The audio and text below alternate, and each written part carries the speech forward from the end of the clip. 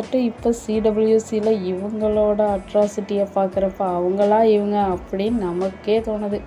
அப்படி ஒரு இன்னசென்ட்டாக இதில் இருக்கிறாங்க. இவங்களோட லைஃப்பில் நிறைய அச்சீவ் பண்ணியிருக்காங்க. அதாவது நிறைய அவார்ட்ஸ் எல்லாம் வாங்கியிருக்காங்க.